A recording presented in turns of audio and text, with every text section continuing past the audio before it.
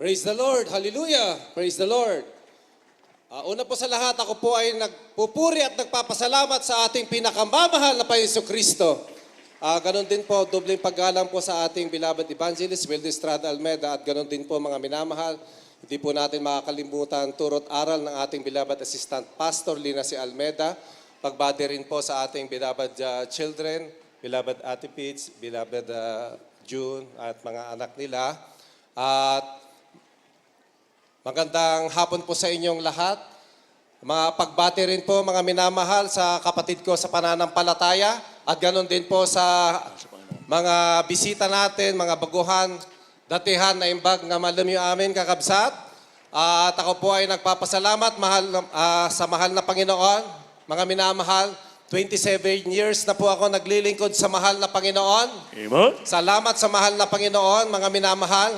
Maraming pagsubok, mga minamahal. At ako po ay magpapasalamat ngayon, mga minamahal. Alam nyo, anyong abang lingkod, mga minamahal. Maaga po akong naulila, mga minamahal. Kami po ay bata, mga minamahal, dahil ako po ay ang panganay sa aming magkakapatid. Puro kami lalaki, mga minamahal. Nung bata po kami, ako po, naranasan ko pong magtanim ng palay, maggapas, mga minamahal, lahat ng gawain sa bukid, mga minamahal. At ganoon din po, mga minamahal, housewife ang aking mother. At ang aking father ay nagtatrabaho sa isang electric company, mga minamahal. Lasinggero po ang aking father, mga minamahal. Kung minsan, pag wala kaming makain, mga minamahal, ang aking mother, siya po ang nagsasabi sa akin, umutang ka muna ng sardinas dyan sa lolo mo, sa malapit, mga minamahal. Kaya talagang noon, mga minamahal, mga 1980s, alam po natin, yung mga naunang nagpatotoo kahapon, yung isang araw, mga minamahal, grabe po ang mga talagang yung hirap. Yung isang itlog noon, mga minamahal, pagkakain, kalahati lang, paghati-hatian. 2 pandesal, kakainin nyo sa breakfast, mga minamahal. Okay na yon, mga minamahal. Hotdog, hahatiin pa, mga minamahal. Grabing hirap, mga minamahal. Kaya ako nung bata ako, mga minamahal, naranasan kong agbobote, ti Ilocano nga ibagbagada. Ice buko, mga minamahal, lahat para lang magkaroon ng allowance, mga minamahal. At dumating ng time, mga minamahal, na ako po ay magka-college na, mga minamahal. Dahil walang-wala po kami, ang kapatid ng father ko po, nasa abroad po lahat, mga minamahal. Sila po ang nagpaaral sa amin, mga minamahal. Pinag-aral po ako sa Maynila, mga minamahal. At sabi nila, magdodoktor ako, mga minamahal. Pero after nung magka-college na po ako, 1993, mga minamahal, third year college, mga minamahal, ang aking father na provider po namin, mga minamahal, kinuha ng mahal na Panginoon. Kaya kami po, maaga po akong naulila sa ama, mga minamahal. Kaya po nung namatay ang aking father, mga minamahal, ang sabi ng aking tita, ay apo, sabi niya, ipabalay mo matan dati upat nga ubing. Sabi niya, ipapabalikat mo sa akin yung 4 na batag ito. Kaya po mga minamahal, hindi po namin alam kung paano kami makasurvive, mga minamahal. Nung namatay po ang provider sa pamilya, mga minamahal. Dahil ako 18 years old po ako, sumunod 14 years old, sumunod 11, yung bunso 9 years old, mga minamahal. Tapos sabihin ng bunso namin, Mano, agsubli pa ingatan ni tatang ko na. Haanan, hindi na po babalik ang father namin, mga minamahal. Kaya maaga po kaming naulila. Kami po ay pinag-aral, mga minamahal, ng aming mga tita, mga minamahal. 4 po kami, pinag-aral po kami sa Maynila. Pagdating po sa Maynila, mga minamahal, dahil wala na po ang disiplinaryan, yung tatay, mga minamahal, doon po namin natutong mag-inom, manigarilyo, magshabu, mga minamahal. Pati yung pangalawa kong kapatid, mga minamahal, inom sigarilyo, marijuana, mga minamahal. Pangalawa kong kapatid, naging presidente pa ng Samahang Ilocano. Yung bunso naging vice president ng Samahang Ilocano. Wala kaming ginawa kundi magluko sa Manila. Yung pangatlong kapatid ko, mga minamahal, siya lang ang hindi nag-aral sa Manila. Nag-aral po siya sa Zambales, sa Olongapo.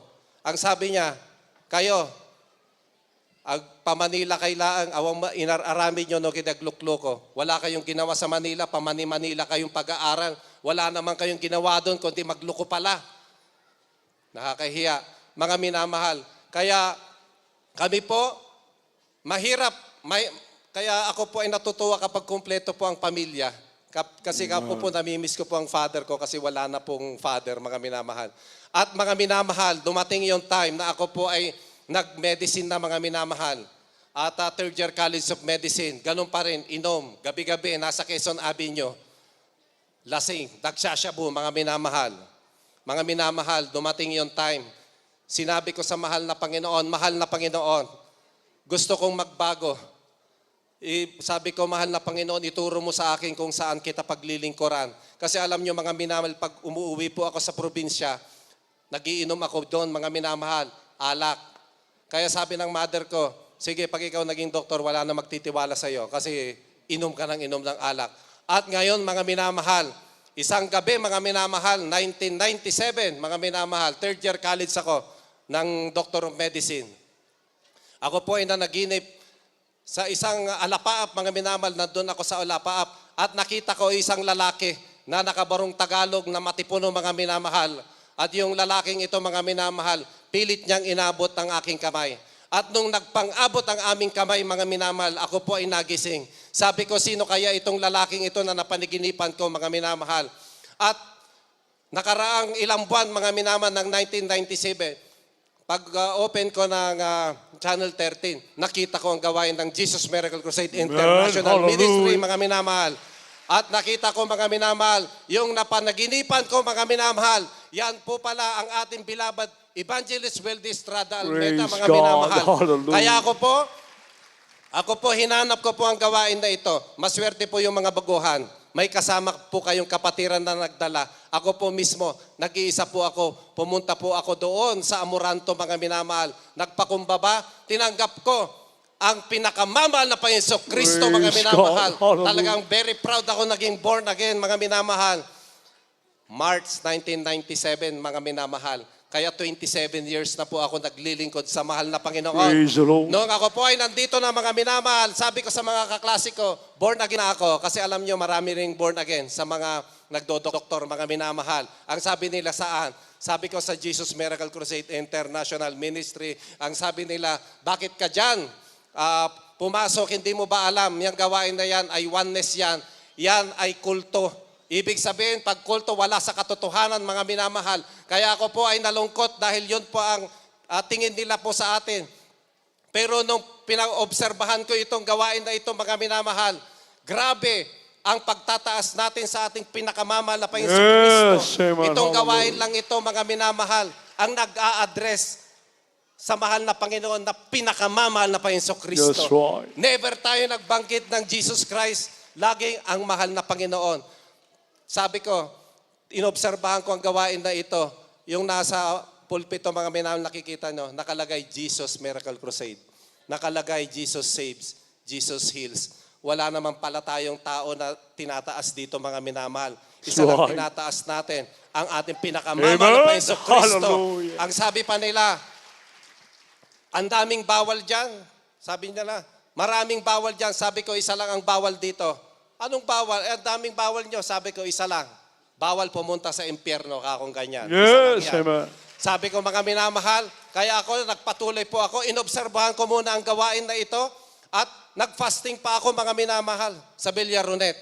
Noong 1997, yung bago ako. Nakita ko doon, mga minamahal, alas 7 pa lang ng umaga, nagpupuri na ang mga kapatiran doon, mga minamahal, hanggang alas 3 ng hapon. After that, sa gabi na naman nagpupuri. Sabi ko, ito ba ang kulto na sinasabi nila? Grabe ang pagpupuri sa ating pinakamamahal na Panginoon Kristo. Kaya ako po ay nagpatuloy. Pero after 4 years, mga minamahal, sa init ko sa pagplilingkod sa mahal na Panginoon, binigyan po ako ng pagsubok. First time magkaroon po ako ng skin disease. Nag-start po sa aking left elbow, mga minamahal. Hanggang buong katawan ko, chest, abdomen, nagnanana ang buong katawan ko, mga minamahal. Nilalagyan ko po ng gasa yan.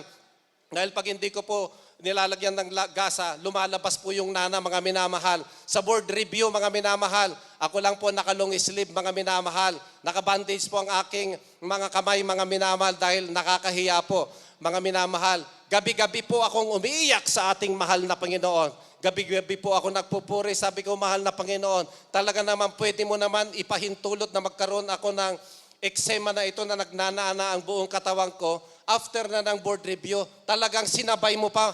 Sabi ko sa mahal na Panginoon. Pero sabi ko, okay lang. Alam ko ikaw nagpahintulit na magkakaroon ako ng karamdaman ganito.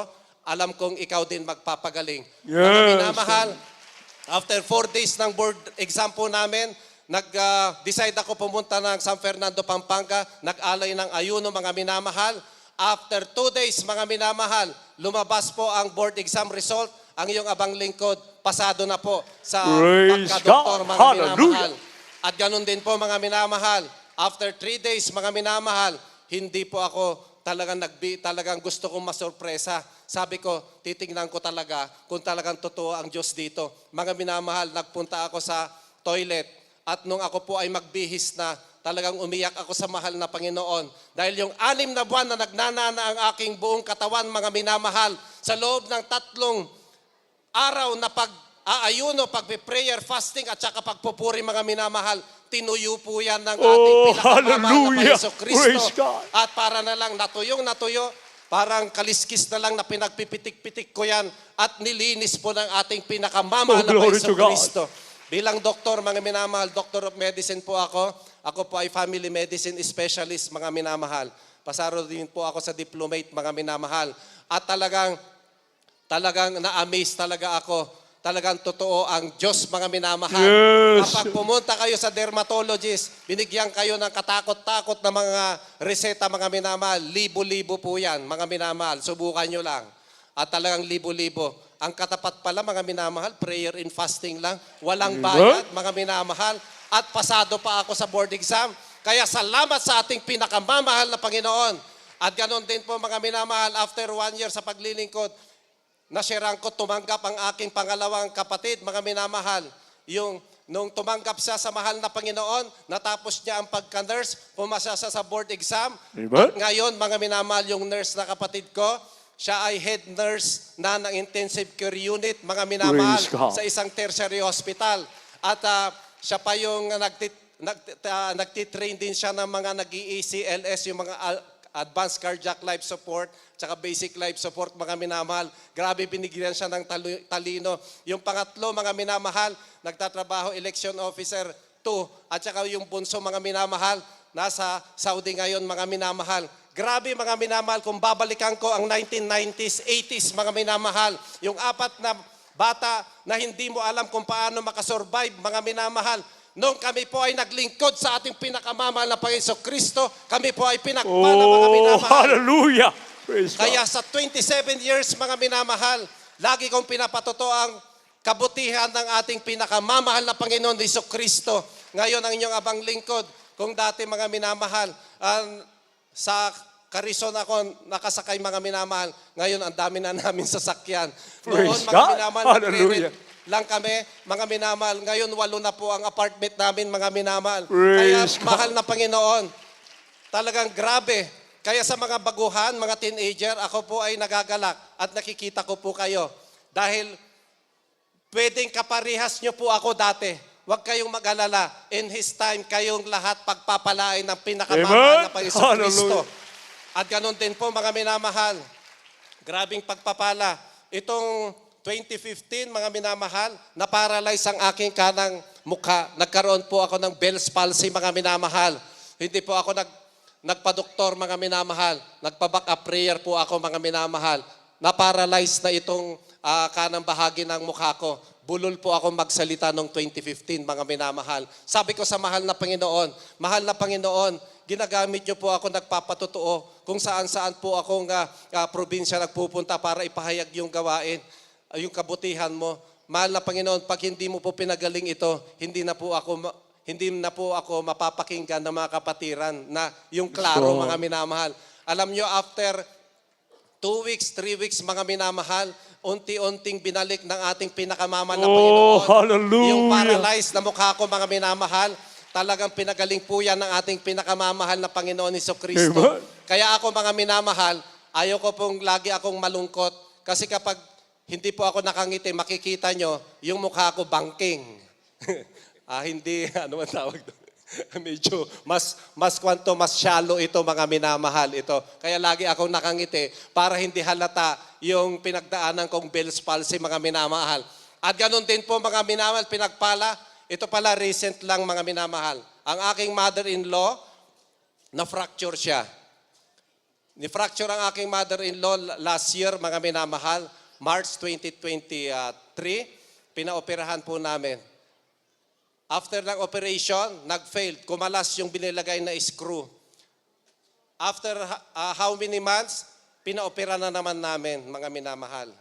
Halos milyon ang nagastos na ng mga misis ko, mga minamahal. Grabe. Tapos mga minamahal, nung after ng operation, nagkaroon pa siya ng MERSA na tinatawag ng methicillin-resistant Staphylococcus aureus, yung pinakamalalang bakterya na tatama sa isang tao, mga minamahal, na hindi na kayang gamutin, mga minamahal. Dahil pa hindi po siya naglilingkod sa mahal na Panginoon, kami po ay sabi ng infection disease specialist, bigyan nyo ng Linezolid. Ang Linezolid, isang tabletas, 2,000 mga minamahal. 2 times a day, mag-iinom siya ng 3 to 6 months. Ngayon, dahil may discount, senior citizen, nakuha po namin 1,600 ang isang tabletas ng Linezolid 2 times a day for 3 months to 6 months, mga minamahal, para mapatay yung microorganisms. At kailangan tanggalin din yung bakal. Biruin nyo mga minamahal, nagkabit ng bakal. Nung magka-infection, tatanggalin din mga minamahal. Alam nyo mga minamahal, hindi na siya kumakain. September, October, hindi na po kumakain ng aking mother-in-law. Sinabi ko sa misis ko, Han, sa baliabad wife ko, Han, tatapatin na kita. Pag hindi pa kumain ng 2 linggo si nanay, mamamatay siya, sabi ko. Tanggap na. Sabi ng bunso ko, yung anak ko, sabi niya, Papa, kung mawawala na si Lola, na after mga 2 weeks dahil hindi na kumakain, sabi niya, pwede bang patanggapin natin siya, dalhin natin siya sa church. At ipag-pray natin at pabautismuhan, mga minamahal. Kami, mga minamahal, ang gusto namin, na bago siya kunin ng mahal na Panginoon, yung mabautismuhan siya, yung tumanggap siya sa mahal na Panginoon. Dahil kahapon, nag-preach na, yung sinabi ni Bilabal June, sabi niya, ang the best na magagawa, yung makukukunin ka ng mahal na Panginoon, yung mainit ka naglilingkod, at yung tumanggap ka sa mahal na Panginoon. Ganun po ginawa po namin. Pinahinto namin ang gamot. Dinila po namin yan sa church po natin. Mga minamahal, after ng overnight, talagang pinag-pray mga minamahal at binautismuhan. Ako po ang nagtaning kasi family medicine specialist naman ako. Sinabi ko, pag hindi pa siya kumain, 2 linggo, mamamatay siya. Hininto namin lahat ng gamot. Wala ng gamot. Pag hinto ng gamot, mga minamahal, after bautismo, nag-start na siyang kumain. Amen. Glory to God. Hallelujah. Mga minamahal, November na, malakas na. November, buhay pa rin. December, buhay pa rin. January, February, March, mga minamahal, 5 buwan na. Yung sinabi ko sa misis ko, na pag hindi siya kumain ng 2 linggo, mamamatay. Mga minamahal, hininto namin ang gamot. Ngayon, April na buhay pa ang aking mother-in-law. Praise God. Hallelujah. Kaya mga minamahal, kapag sa tao, tataningan talaga kayo. Pag sinabing, sige, stage 4 cancer, ipagdasal nyo na yan. At saka ngayon, mga ang mahal sa private hospital, napunta ka lang sa emergency room, na-confine ka ng 1 araw sa ICU, 100. Ubos-ubos ang pera po, mga minamahal. Dito, mga minamahal, sa mga baguhan, mga minamahal, huwag kayong mag-alala. Ang Diyos dito ay buhay. Amen. Hallelujah. Yung mga walang kagalingan, mga talagang pagagalingin yan ng ating pinakamamahal na Panginoon Jesucristo. At sa lahat ng pagpapala, mga minamahal, mag-iiwan po ako ng isang bersikulo sa Biblia, mga minamahal. Proverbs 22 verse 4. Sabi doon, humility in the fear of the Lord are riches, honor in life, ang tunay pala ng kayamanan ay yung pagkatakot sa Diyos at saka yung magpapakumbaba, mga minamahal. Yes. Kaya kami, mga Hallelujah. minamahal, mga minamahal, hindi po yung financial po, yung titulo, doktor yan, marami ng bahay yan, marami ng sasakyan yan. Hindi po. Dito po sa Jesus Miracle Crusade International Ministry, ang pinakamayaman sa ating mahal na Panginoon ay yung may pagkatakot sa Diyos, mga Amen. minamahal. At Glory, magpapakumbaba. hallelujah. Hanggang dito na lamang ang lahat ng papuri at pasasalamat ay tanging sa ating pinakamamahal na Panginoon Kristo po lamang. Praise